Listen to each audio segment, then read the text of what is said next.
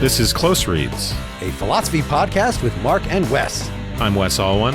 And I'm Mark Linsenmeyer. We are returning to Hegel's Phenomenology of Spirit. Last time, not that long ago, we looked at the self-consciousness section, specifically the Stoicism bit, which was followed up by some skepticism and freedom of self-consciousness. And we're going to skip forward very slightly to the next major section, Reason, Part 5, The Certainty and Truth of Reason, Section 231. So in the Miller translation, this is page 139, if you want to follow along. Do you have any initial thoughts, preconceptions, Wes, about this? No. What do you think we're going to see here? It would be nice to find out what he thinks reason is. What is he's probably building on Kant. Wes, can you tell us what Kant thinks reason is?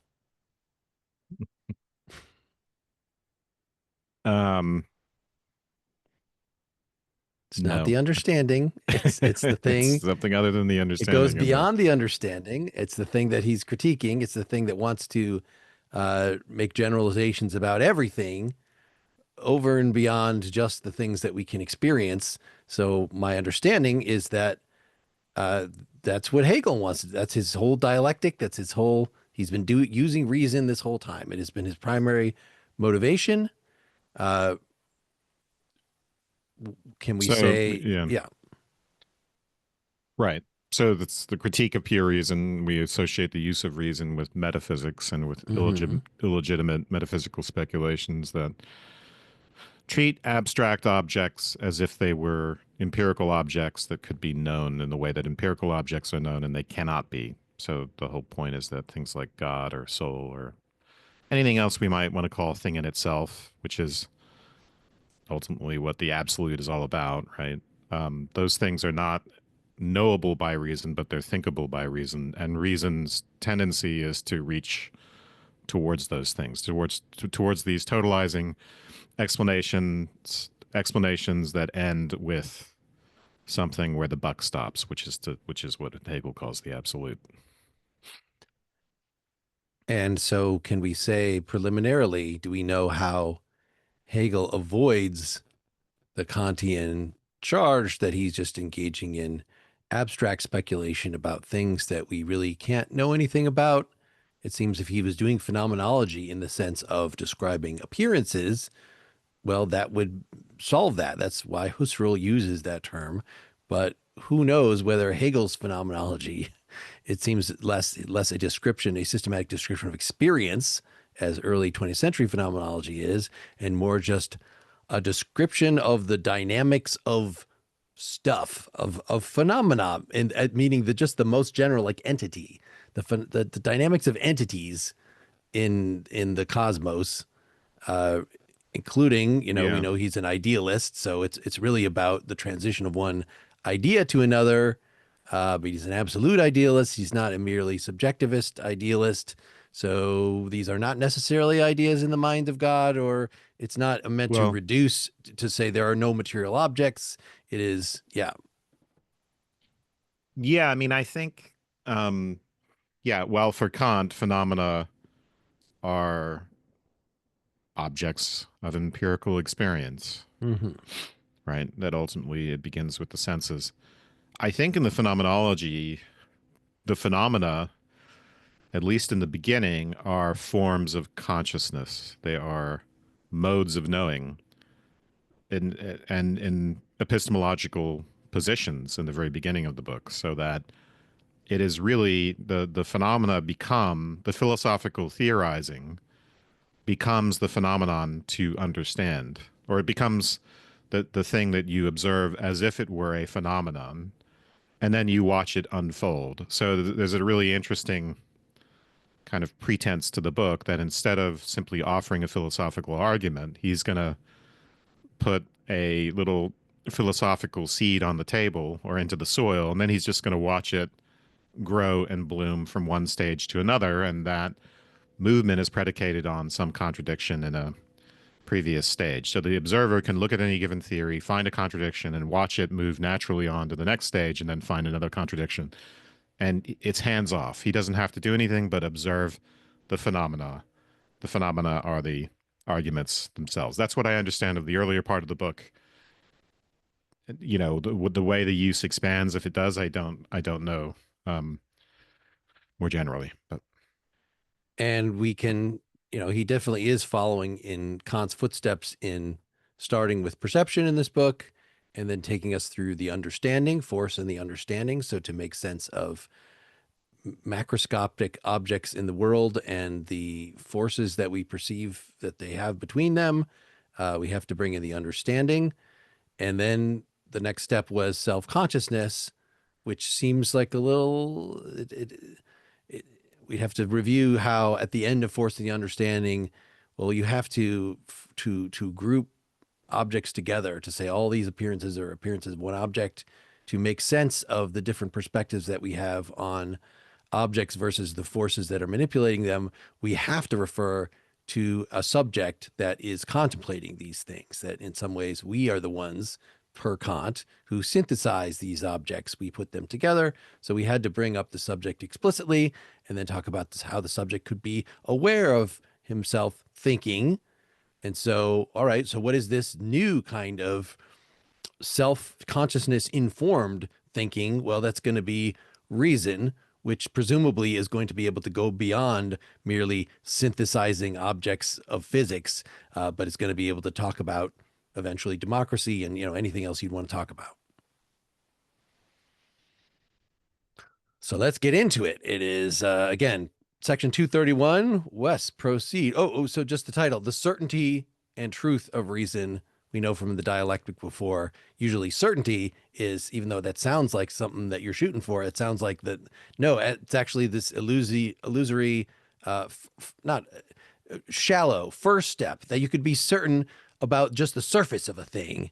And then to get at the truth, then we somehow have to turn it around. We have to look at it from a different perspective. We have to let the next step of the dialectic unfold, and then we get to the truth. So yeah, how is reason itself going to have a surface level that we're going to have to penetrate through this section?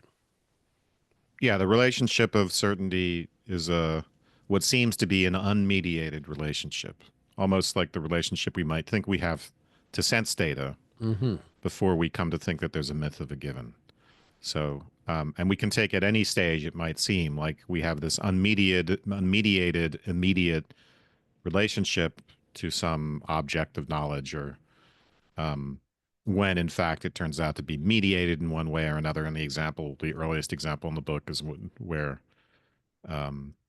our what seems to be an unmediated relationship to a this, right, to some seemingly particular thing is actually mediated by something universal, which in a way is very much like Wilfrid Sellars' argument about the myth of the given, which is that we don't get particularity without universality. Universality becomes the mediator. So we will expect that move here, and it'll probably happen multiple times. The whole story of this book is something that seems unmediated will turn out to be mediated. Something that seems concrete will turn out to be abstract. And then we move on to the next stage, and it's never going to stop until we get to the very end. And presumably in absolute consciousness and absolute knowledge, we will be able to stop this journey. But until then, it's all discovery of mediation. So without reading it yet, which we know we're going to get about one idea per 9 pages. So for the next hour, we're maybe going to get the first the first little shred of this. What would you think? I mean, I could see somebody using as a starting point that we have sort of an unmediated relationship to the principle of non-contradiction, that is the basis of all reason, that you just a thing can't both be and not be at the same time. And, I'm trying to think through this. Could we argue that this is unmediated, that we certainly think we're certain about it? But maybe when I drill into it, I have to, well, how can a thing be and not be? Maybe I have to bring in things. I have to bring in some sort of mental apparatus, some sort of extrinsic stuff to make sense of the principle of non-contradiction, whereas it might seem like it is just immediately apparent That's my best guess. Yeah, or if I think that's a good guess, it might, if we're just guessing, it might also have something to do with the sense that we have an unmediated knowledge of objects of metaphysics, the things that Kant is going to say not only are mediated, but it's not possible to know them. So for instance, we might think like Descartes that the obviousness of the cogito of self-consciousness is something to which we have incorrigible, immediate access, not mediated access, and that in fact there's a sense in which, because that's a substance, we have unmediated access to a metaphysical object, and that would be, I think, purely speculating, something like the certainty of reason. Um, and we might say the same thing of God if we want to do the ontological argument in Anselm to say God exists by definition. That seems to be an unmediated relation. We don't need to infer him through causal relationships to the phenomena. We can just do it a priori, that type of stuff. But yeah. It would be very surprising if in the religion sections of this book, if that kind of thing did not come up. The thing about the self, of course, the section before this, there was self certainty, and then that ends up being. But I think this is really intriguing to me. The idea of when you know the self, in the sense of Descartes' cogito, you are somehow knowing a primal thing about reason, as opposed to just what he was talking about in the previous chapter. So could we echo the previous chapter? That would make a lot of sense for Hegel, and sort of add, oh, we're still talking about the self. In fact, later in this section that we're not going to get to, I'm sure, the certainty and truth of reason, he does talk more about the self. All right, well, unless you Yep. have further thoughts. Okay, 231. In grasping the thought that the single individual consciousness is in itself absolute essence, consciousness has returned into itself. Okay, so let's just stop there. We don't have to do one sentence at a time, but just as a setup, this does seem to be gesturing towards Cartesian concept of, right, individual consciousness is absolute essence. Right, for Descartes, is it absolute essence? Well, it is the starting point epistemologically. It is the first principle epistemologically. You start with the cogito. You start with the fact of self-consciousness, our access to that. Um, it's a weird phrase, absolute essence. Obviously, it's not God, and unless you're Fichte and Hegel, and maybe you're identifying the self and God. Um, but but it is a if it's a substrate for free will, if free will belongs to the self, to consciousness as substance, then there's some sense in which it's absolute in that sense. I'm scanning a little bit of the previous section that we skipped on freedom of self-consciousness. It's actually intriguing to me now, given that we just read Aquinas on soul, that there are things that are just talking about the independence of the thing, and is it, for instance, absolute essence in the sense of being an immutable thing? Do we think that we're somehow tapping into an immortal soul, just that sounds like absolute essence, a thing that does not change over time, an essence that would not change over time? uh, Without reading that whole section, I'm not sure if there's really any of that in there, uh, but this is intriguing. uh, yeah, I think Yeah, I mean, Descartes certainly thinks that's what he's doing, right? I'm not only just grasping that there is a phenomenal field that is unified in the way that this thought and this thought and this thought are all mine. I am grasping a substance, as you were saying, a metaphysical substance that, in fact, I can know without a lot of further steps of reasoning is detachable from, since I know it immediately and I know the physical things only immediately. So therefore it is at least logically and therefore metaphysically, for Descartes, detachable from everything else. So I really am grasping a Christian immortal soul. yeah, I think when I see the word absolute, I think of something like what Aristotle would call a first principle. Um, and it's first, right? The firstness is the thing that makes it absolute. It's the terminus of some sort of chain of reasoning or some sort of causal chain. So if we have found a fundamental atom or subatomic particle or field or whatever it is, whatever the unit of reality is, that's a kind of absolute. Or God is an absolute because he is the beginning of the world in some sense, causally. Uh, or but it's an equivocal term because we can think of the absolute ontologically or epistemologically. The examples I've just given are ontological, but the right and the Cartesian version is an epistemological example. To say that that self-consciousness is an absolute in the sense of it's a first principle of our reasoning doesn't mean it's an ontological first principle. Right? Just because I say, well, the foundation of all my knowledge is self-consciousness, the certainty of myself, doesn't mean the foundation of the world is that, unless we get to German idealism and that becomes fuzzy. The sort of epistemological absolute and the ontological absolute start to converge because it looks like the cogito becomes God in a sense in its most abstract form. So Yeah, the single that is individual the consciousness is what we got here. So that's yeah. not that. But right now we're just with ordinary, yeah. But and then the other sense of absoluteness I stress was the freedom of the will, because that's another case in which there seems to be some sort of terminus, causal terminus, right? There's nothing that if there is a free will, there's nothing that causes it.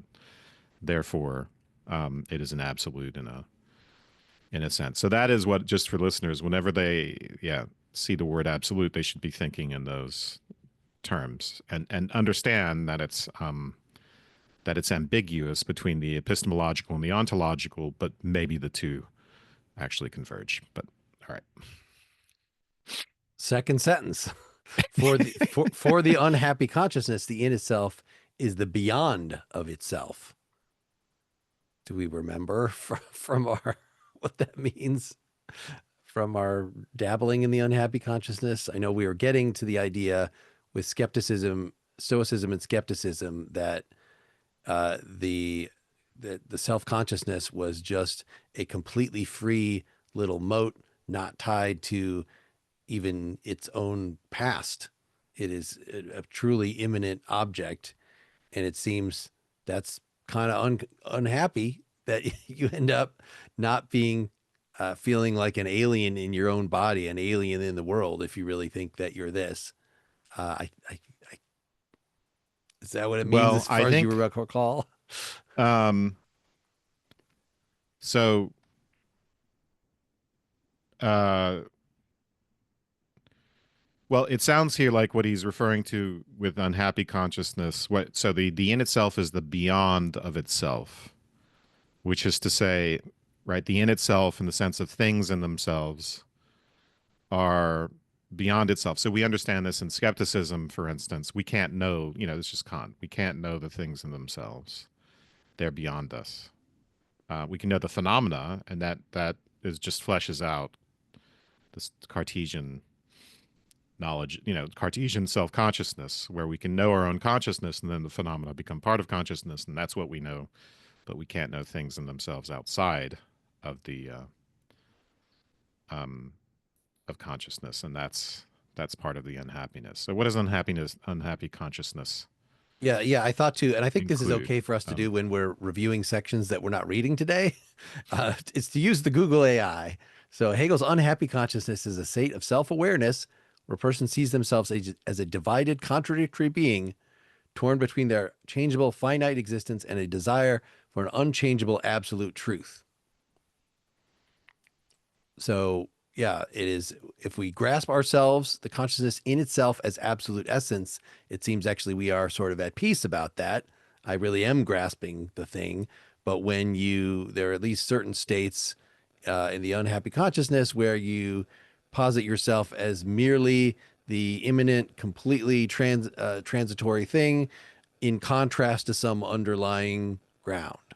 The in itself is the beyond of itself. What myself really is has to be a soul or something that is underlying this mere trick of the light that is my immanent consciousness. Yeah. So what is this beyond that it sees as essential? I mean, it seems like it could be um,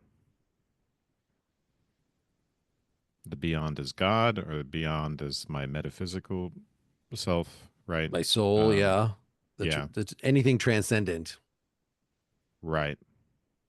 So it might principally mean the soul. So this distinction between the metaphysical self and what Kant would call the empirical self. But okay, let's see. Shall we keep moving? Third sentence. Go ahead, Wes.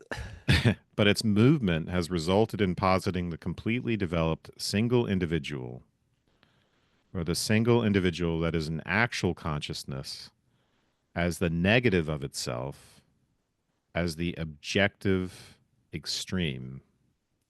In other words, it has successfully struggled to divest itself of its being for self and has turned it into mere being. So this sounds like objectification. Yes. Um, The mirror is in brackets, but we can see, I mean, it sounds like Sartre, right? I wanna make myself into a thing. I want to grasp myself as I'm a substantial soul slash personality slash social self slash metaphysical self. Everything is, it's just this absolute that I have immediate access to, and it's a being as opposed to being merely a phenomenon, as opposed to being for self. but as such, we seem to rob it of consciousness. I take that to be Hmm. the mereness of being, and we see that with the mind body problem, right? To individuate minds, it seems like we need brains. The minds have to be in bodies, but then the question is how we can get consciousness out of bodies. I think for in this case, if we have a metaphysical soul and it's supposed to be like, we're thinking of it on analogy to other physical things that we know in the empirical world, things that don't have consciousness. And to the extent that we objectify it in that way, we rob it of the property of consciousness when we look at it from the outside. Consciousness, in a way, is only visible from the inside.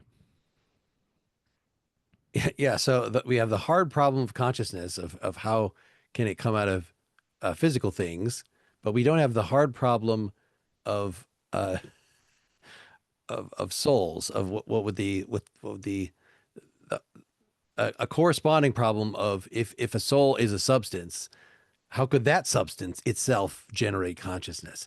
Especially since, I mean, it's we can Yeah. say it's hard for us to imagine how physical things could advance this, just because we know physical things have parts, are parts in structures, but we don't know dick about non-physical souls. This is why I kind of want to read something by one of these guys actually trying to get us the mechanics, that are sort of comparable. The closest we got is in Descartes' The Passions, is that, well, the somehow the non-physical thing has to touch the physical thing. It has to have parts. And so I don't even remember how he, obviously I Yeah. think this whole thing is a fool's errand, but it should point out, at least he's saying phenomenologically, this is a real problem that, that once you conceive of uh, self-consciousness as hey, that's my soul, then the soul becomes a thing, and then it actually becomes puzzling how it can have self-consciousness. Yeah. And this for Hegel is a very live problem because he's pivoting off of Spinoza. And, right, there's a beginning of the call of this book to understand substance as subject. And Hmm. for Spinoza, substance is just God, but it's like, sounds like this big lump, of it. God is also the world, so it's almost like it's God is all of material being, and then modes of that are consciousness and materiality or spatiotemporal world. Those become modes or something like properties, and that doesn't really tell you that much to say that consciousness is a property of this big substance and that hey, extension and matter are those are also properties of the same thing. So this kind of monistic substance under everything looks like a kind of clay that doesn't in itself have consciousness, right? Consciousness is just another add-on. So the call at the beginning of the book to understand substance as subject. It means subjectivity has to be built in from the very bottom up. We don't just add it on as a nice little property after we start with our monistic stuff. Right. All right. In this movement, it has also become aware of its unity with this universal, a unity which, for us, no longer falls outside of it, since the superseded single individual is the universal, and which, since consciousness maintains itself in this its negativity, is present in consciousness as such as its essence. All right. Become aware of We its do have to keep unity. going by one sentence at a time. Well, I just don't understand the sentence. Yeah, yeah. um, become aware of its unity with this universal. What is this referring back to? Um, The mere being that once it becomes a soul, then well, a soul is a genre. um,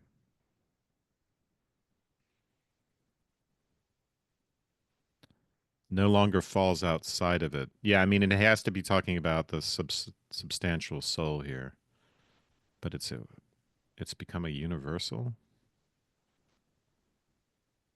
I mean, if it Um, becomes a mere being, then I think it becomes a being of a particular type. And so I have a soul and you have a soul. Whereas the phenomenal field, taken purely from a first person perspective, uh, we can't, in any sensible way, count it with other people's first person perspectives. There is no perspective from which one could count those things unless you just shrink them all conceptually and say, okay, you got your thing going on, you got your monad, and I got my monad, and then we can start counting them. And then those monads, those souls, that's universal. yeah, it does. The superseded single individual is the universal. Superseded single individual. Um, maybe he is talking about Spinoza here, where the being, right, being for self has become part of being, and that certainly single individuals are superseded, right, in Spinoza especially. They're just part of the bigger substance. Um, I don't know.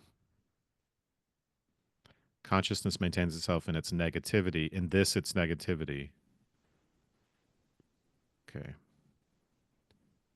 Yeah, well, that sounds like yes, that the universal. So right, universal. I was using it as a type. So a rabbit is a universal, but not the universal consciousness. So is he saying we've already somehow tapped into in this unhappy consciousness when I was saying, oh, there's just me and my little isolated individuality, and then there's the vastness of the spiritual landscape that I sure wish I was one with. And so we actually are discovering ourselves as not as a single soul that sits along other souls, but as you were saying, the other possible transcendent alternatives that I am patching into the universal soul right there. Yeah, I By think that might contrast, be I'm a it. negative. My I, Present as an in, individual, am a negativity. yeah. It's almost, it does kind of sound like the universal consciousness being present in consciousness as such as its essence. Mm-hmm. Um, I mean, that that is again, we're coming right off of Aquinas and Aristotle and Plato about mhm, forms, and that sure as hell sounds like if I have the form of a soul as a mhm. genre, that I'm partaking in the universal soul. That's what that means. A hot Yeah. thing partakes of the universal heat. Yeah. Yeah. Okay. Let's provisionally go with that interpretation. We'll see what it Sure. says. At least see if we can make it to the end of the paragraph. Yeah.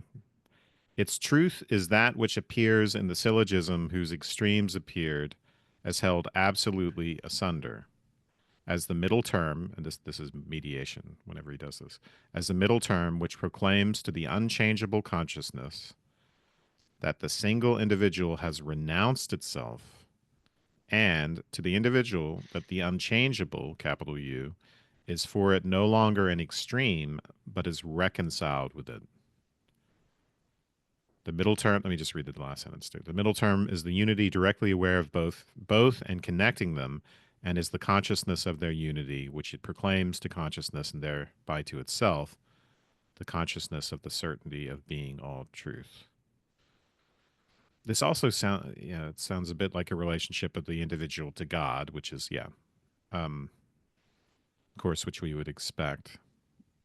The relationship to an individual to the universal consciousness or to the world soul or whatever, right, is also analogous to the relationship to God. And we're talking about the question of alienation here. In that sense, right? Things that seem to be completely asunder, unknowable things in themselves. But okay, so it's truth.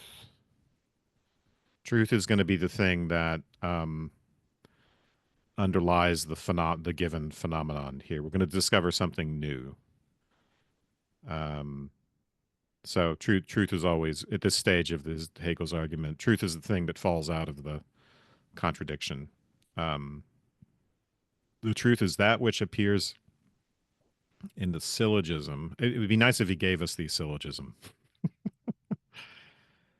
Yeah, so that's right. Because we know the single individual is the first term, and this is a living syllogism, right? They're all points of consciousness because he says the middle term is directly aware of. It is the consciousness of their unity. So it's not merely a logical syllogism. It involves entities that are taking up these 3 points. So we know the single individual. We know that the universal, which we're trying to figure out if it's the universal consciousness or God or just souls taken as a genre, or maybe all 3 of those things are the same thing. And so what is the middle term is the awareness of their unity. But how could this be put, as in syllogistic form, a la Aristotle? I think Christ is going to be the middle term ultimately. Ah. Although he's not necessarily talking about that here, but it's the same pattern. Yeah. So this is about the reconciliation of God as absolute with the individual, and there's got to be a way to bring them together. So the middle term, which is the human, well, you're right. He proclaims to the unchangeable consciousness, which here could be the metaphysical self or God, that the single individual has renounced itself, which sounds like an awfully Christian thing to do. But it is also the thing that the individual consciousness does in attributing itself to a metaphysical substance. It renounces itself in favor of that substance. And then to the individual, that the unchangeable is not an extreme, but is reconciled with it. So whatever the case, it's, you could think of this in terms of reconciliation of the subjective aspect of individual consciousness with its objective aspect, or of its subjective aspect with its with God and the universal consciousness, and those may amount to the same thing, which is what I was getting at when I talked about the epistemological and the ontological converging at the beginning of this. Right. Can I suggest a slightly less overtly theological interpretation, which is, I'm trying to, one of the ways that Spinoza thought of our immortality is that we are thinking Fregean thoughts. We are thinking Platonic thought individuals. So just 2 + 2 = 4. That is a unchanging existing thing. This is all about reason. So actually, and he says in the next sentence, now that self-consciousness is reason.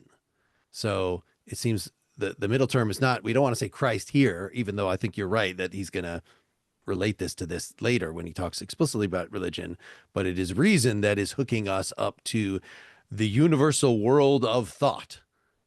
the very concept of universality itself, the stuff that Kant thinks that reason extends to, which does include theological stuff, but we don't have to fill in that gap and say it's God yet. Yeah, I was just trying to foreshadow. I think it helps to sort of understand. I think what excites Hegel is the way these patterns reoccur, and um, yeah, I don't. I think we get to the religious thing later in the book, but this definitely foreshadows it. But yeah, this sounds like primarily about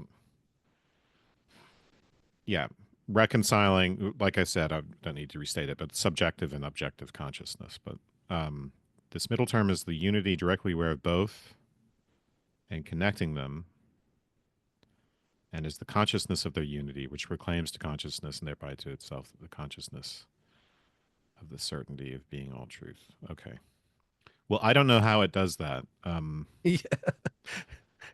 Uh, right. So for Kant, it's just the I think is a representation. We don't know the self. The self is among the metaphysical self is among the things in themselves that we can't know. So why would how do we proclaim? And we have an empirical ego, how we know ourselves psychologically and our personality traits and how we relate that to the stream of consciousness and memory and all that. But how, yeah, how do we say that the empirical ego is the one with the metaphysical ego? I don't know. I mean, Except by just saying, just yeah. insofar as the Cartesian cogito can contain things like that definition of God, which is just a truth of reason. So, hey, there's me as an individual ego hooking right into, and if I think of that definition of God and you think of that definition of God, we are thinking of the same thing. So we're both plugged into the universal Hmm. and can reason together.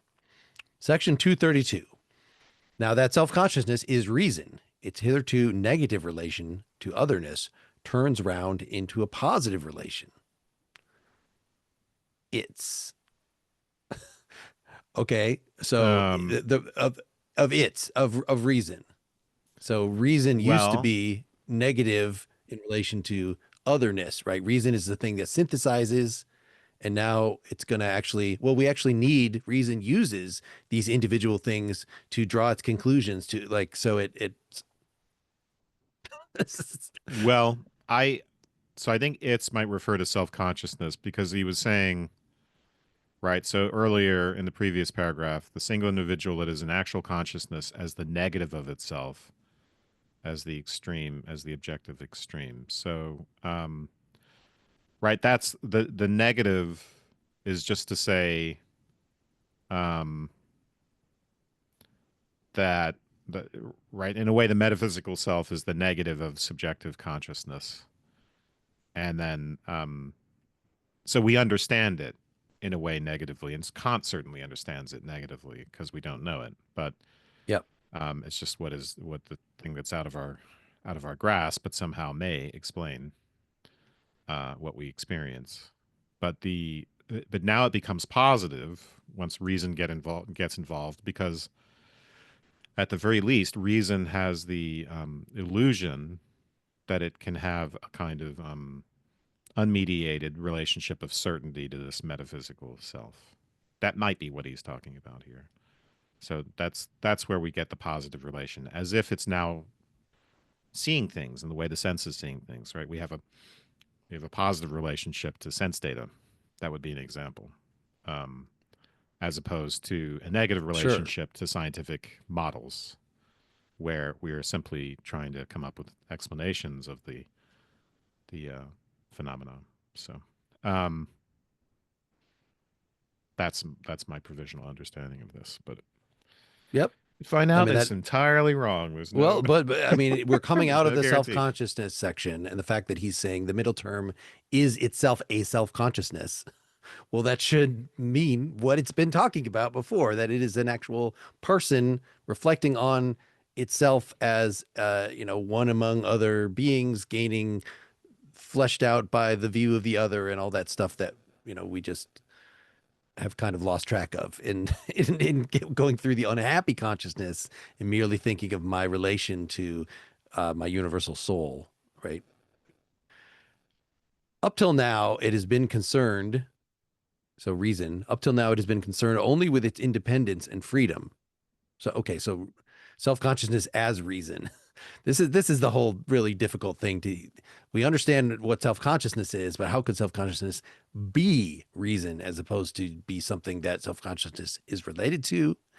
The reason is the universal or something that it does, but it is, you know, you are what you do. So uh, up till now, it has been concerned with its independence and freedom, concerned to save and maintain itself for itself at the expense of the world or of its own actuality, both of which appeared to it as negative, as the negative of its essence. But as reason assured of itself, it is at peace with them and can endure them, for it is certain that it is itself reality, or that everything actual is none other than itself. Its thinking is itself directly actuality, and thus its relationship to the latter is that of idealism. Apprehending itself in Okay. this, yeah, okay. Yeah, just before you, because that's going to move us on to the next page. So it's been concerned only with its independence and freedom at the expense to maintain itself at the expense of the world. Okay, or of its own actuality. All right. So I think what's going on here is that, right, if it's concerned with its own freedom, this is the old problem of it. Um, right, in a way, Fichte's project is predicated on saving the freedom of the self in a deterministic world, and you could say that in a way that is kind of the idealist project, is to make the world revolve around the self, so the self doesn't have to be shackled within the world. Um, so, uh, so the concern for freedom comes at the expense of the world, which is to say the world is suddenly inside the self as the phenomena, or of its own actuality,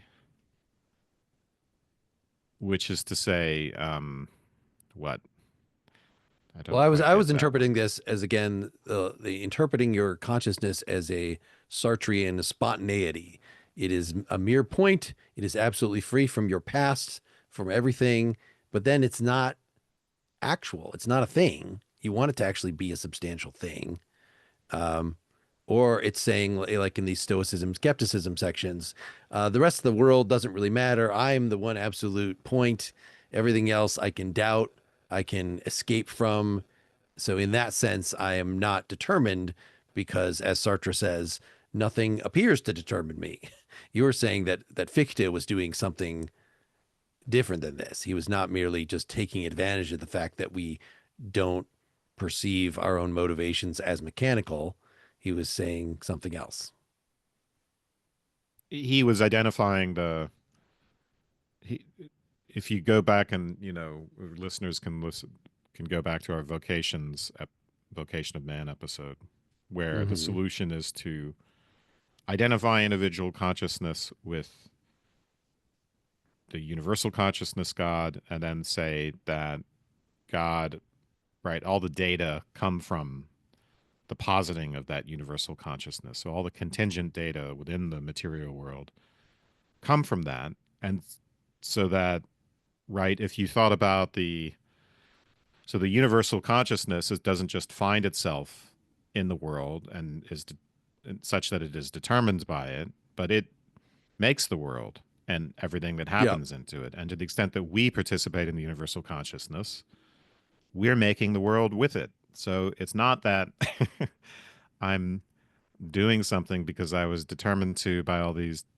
mechanical scientific causes. There's a sense in which that's true from the from our position, but actually I already made with God as part of God. I already made all those things, and then they come to affect me. But that's okay because I already created them. Something like that. So, Yeah. And that um, goes with what's here. As reason assures of itself is at peace with them, for it is certain that it is itself reality, or that everything actual is none other than itself. yep, yep. Its thinking is itself directly actuality, and thus its relationship to the latter is that of idealism. I think he is talking about Fichte here. Yep. I think this is something you can do with Hegel. You can It's too bad he doesn't actually mention the figures because it would be so much simpler. But at any given time, I think he's very often referring to a specific thinker when you're reading the phenomenology. He's doing what we would call subtweeting these days, or the he's mentioning without mentioning. All right, go ahead. Apprehending itself in this way, that is, as idealism, it is as if the world had for it only now come into being. Previously, it did not understand the world. It desired it and worked on it, withdrew from it and into itself, or withdrew from it into itself and abolished it as an existence on its own account, and its own self qua consciousness, both as consciousness of the world as essence and as consciousness of its nothingness. In thus apprehending itself after losing the grave of its truth, after the a- abolition of its actuality is itself abolished, and after the singleness of consciousness is for it in itself absolute essence, it discovers the world as its new real world, which in its permanence holds an interest for it, which previously lay only in its transiency. For the existence of the world becomes for self consciousness its own truth and presence. It is certain of experiencing only itself therein. I think what you said about Fichte just completely unlocks just about all that. Yeah. Um. So that yeah, the existence of the world becomes for self consciousness its own truth and presence. It is certain of experiencing only itself therein. Yeah, I think this is all tied to this, and it right. And we saw at the right. Which what is the section? At the end of well,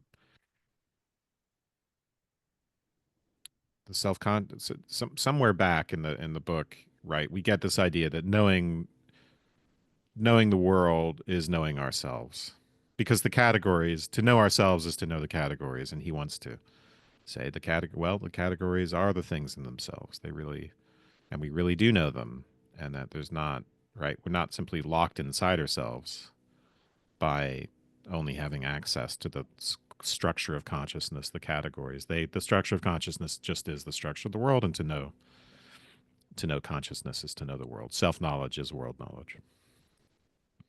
Um, so I we've know. seen this idea before, and it yeah. When it's Hegel, when is it Hegel's? When is it Fichte's? And what flavors are there? I don't know. I don't. Um, yeah, but So I know it's not appropriate for me then to be injecting Sartre into this. Sartre is responding to Heidegger, who is responding to Hegel and others. Um, but this idea, if you say, of course we don't want to be idealists. Of course the world is real, in a sense that is, maybe we can abstract phenomenologically in the way Husserl does from considering the realism versus idealism problem, but we're certainly not going to just embrace Fichtean idealism. Um, then my self consciousness is as a nothingness that in a sea of being. It is the thing that is negating, for all the reasons that if we, remember what that nothingness means for Sartre. Uh, I feel like that maybe he got that idea out of here that I'm not going to take, says Sartre, the Hegelian solution of the Fichtean road, um, because that's nonsense. I'm going to bite the bullet and be unhappy consciousness, and that is what gives existentialism its whole bummer mm, reputation. mm, Yeah, you are isolated from others. Uh, you do see yourself as basically a nothing. mm, yeah.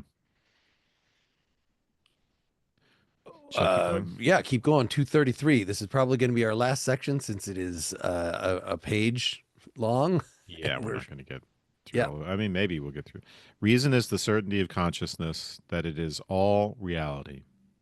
Thus does idealism express its notion, capital N, Hmm. its DNA, so to speak. Just as consciousness that comes on the scene as reason possesses that certainty directly in itself, so too does idealism give direct expression to that certainty. I am I. That sounds very Fichtean or Cartesian. I am I in the sense that the I, which is an object for me, is the sole object, is all reality and all that is present.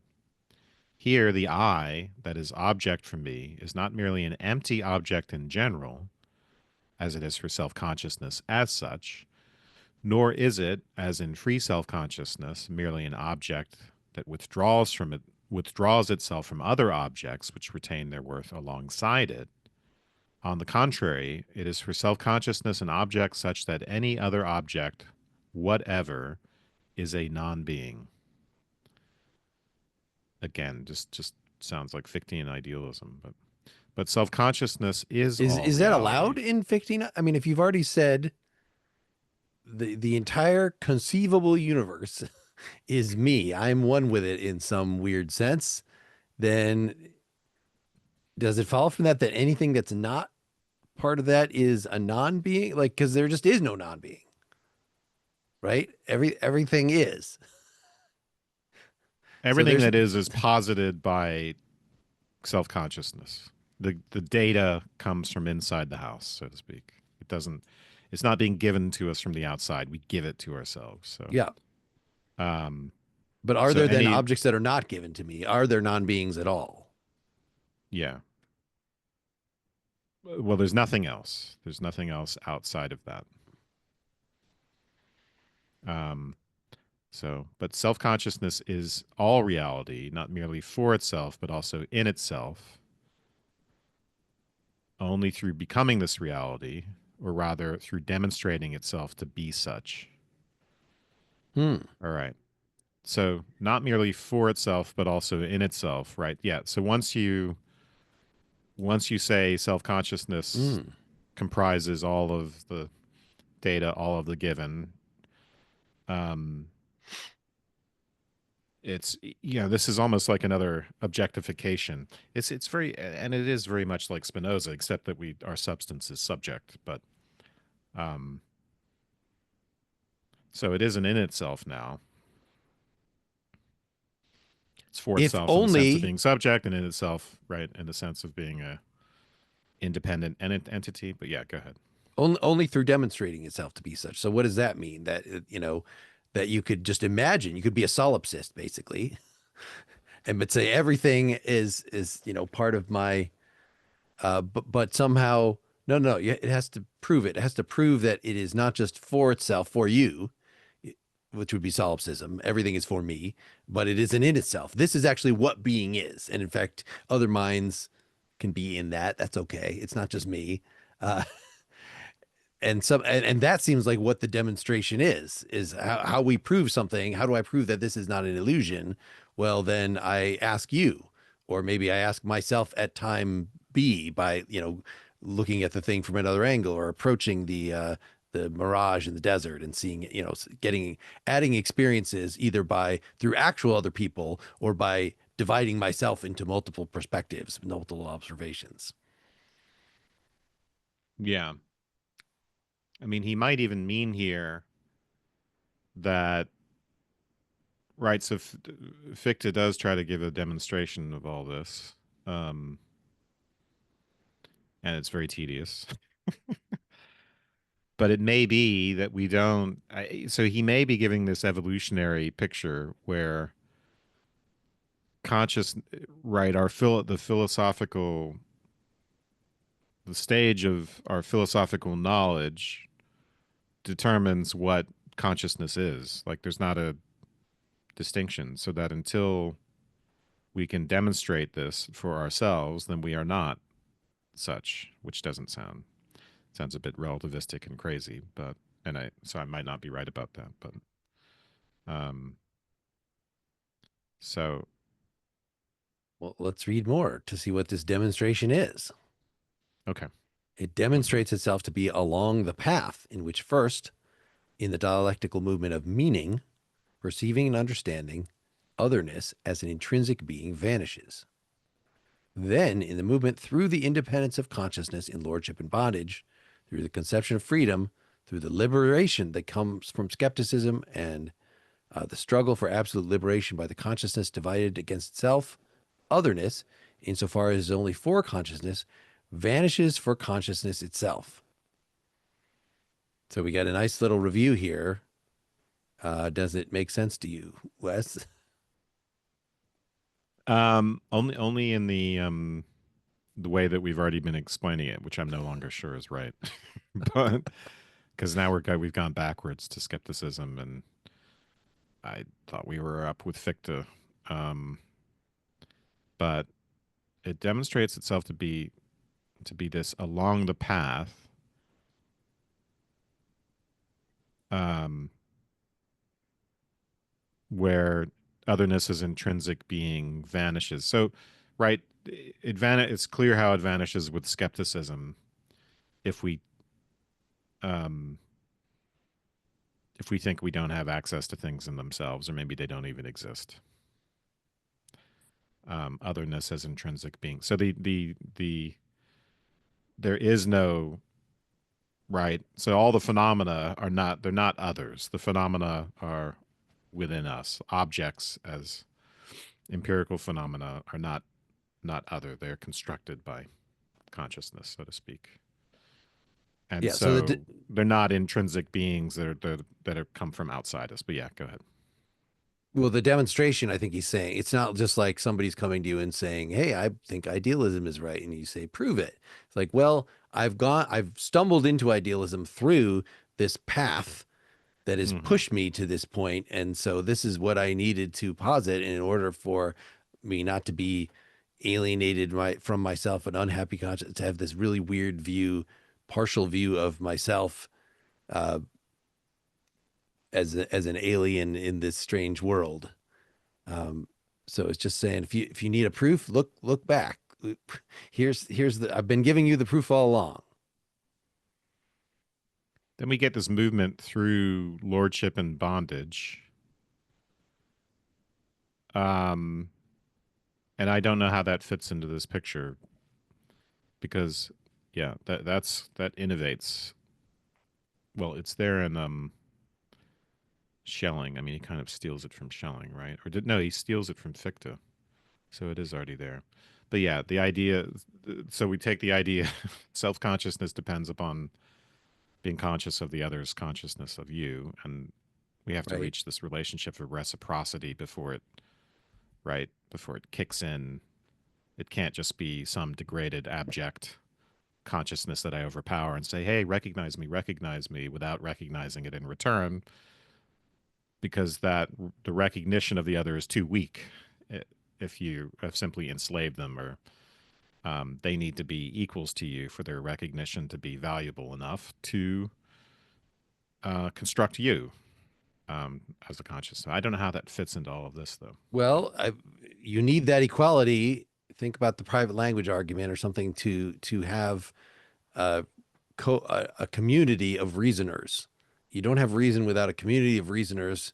You can't have reason just all by yourself with whatever random thing flits across your mind.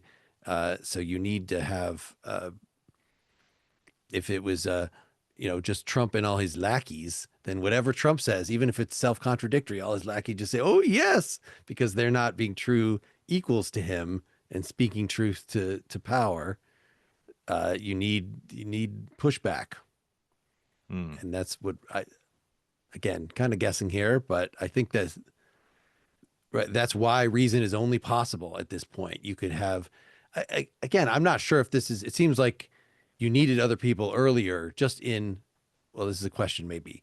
So if we think that we can do all of physics just as an isolated individual, that we are programmed to break objects down into there's this object and there's this object, and it's not merely a random buzzing confusion, but they have their essences in themselves, so that an isolated individual could still pick them out, could still talk about forces between them, could talk about my perspective on the unity of the object as a bunch of properties versus it being just a bundle of property. All this stuff can happen without people, but to have reason, you have to have people actually coming along. And I know what's always misleading about talking about these earlier sections is that in writing the book, in reading the book, we're already reasoning. We're not actually in the phenomenological place of the stunted mind that has not yet gotten self-recognition and has not yet gotten reason. We're still doing reason in this. So you have to just imagine that what I was just describing, this object recognition, is not like going to a physics conference and reading physics textbooks. Of course, you can't do those things by yourself. Somebody had to write these things, but just the raw phenomenon that physics is using is fundamentally individual. Yeah. I think, you're getting at my puzzlement in lordship and bondage becoming coming before skepticism, because I thought of it as something more advanced, but it might be, around toddler age or something, right? So I'm thinking here of our Tomasello episodes and joint attention and the capacity to have a theory of mind of another, which lordship and bondage is related to. It's a very, very basic capacity, which is, I think you're pointing out, is implicated in any higher reasoning, any sort of higher cognition that we're doing. This theory of mind of the other. Am I getting that right? Um, Yeah. Yeah, yeah, I like bringing in babies. So a baby could grasp a pacifier, it could drop a pacifier, it could drop things again and again. It could do lots of sort of physical things, but it's not going to actually do the full-on reasoning. So you could have object permanence perhaps without having without positing it as an other is looking at the object or something like that. Like even if the ball is behind the couch, some possible being back there would see it. Like that's not necessarily part of object permanence, the social. right. I mean, very, very early on, it's going to be able to do something that no other animal can do, including chimpanzees. It's going to be able to like have a book on its lap and be looking at it, and then look back up at the adult to say, "Hey, you're looking at the same thing as me," and get delight out of that. So that there's two. There's always at least two there, right? Um, and there's a whole lordship and bondage dynamic that actually happens in toddlerhood, where the toddler is kind of trying to control the love object we want, which is the mother, and to some extent the father. But right, by and that is a kind of longstanding human impetus, is to um is to not simply, yeah, is to try to control the other, and at some point reciprocity occurs where we um give up that project. But I think I guess the thing to emphasize here thematically is that this is all about liberation. There's a kind of freedom that comes through the resolution of the lordship bondage dynamic, and there's a kind of freedom that comes in from skepticism, or it's absolute liberation, or seems to be. And that freedom is always predicated on um, getting rid of otherness, right? Because otherness is where determinism is. We need everything to be inside of us if we're going to be truly free. All right, I think we're out of time, so we will start in the middle of section 233 next time. So where we say a little more, but I think ending with this recap and trying to connect it with the earlier sections made a lot of sense. I assume you're down for more of this. Made a lot of sense to us. I don't know if it'll make a lot of sense to them, but you can tell us. Yes, please reach out to us. I know we'd gotten, I don't know, we don't get too many requests but I think the overall sentiment seems to be that this format is the best designed for this kind of text, for phenomenology of perception, for Heidegger's being in time, for being in nothingness. Frankly, if we just did those four books and said that's what this whole podcast is about forever, that would probably be a good service and would probably be satisfying to us. I know there are other things I want to look at. Deleuze has come back to mind. We need to do Deleuze on the main podcast again. But maybe we could do another essay from the what is, how we did what is philosophy. That was like the first essay in a book. So rather than, I don't think that would be our next thing on PEL. Maybe we could return to one of those. Uh, I don't remember what else was floating around your mind for possible future topics for this podcast. I have a list, but I can't. I Okay. can't think. I mean, I do have a list, and I All need right. to Well, we have a list review and it. we would love to have you listeners, watchers add to this list. So reach out to us. PEL@partiallyexaminedlife.com is the most direct way. And there are various places you could leave comments. Thanks. Thank you.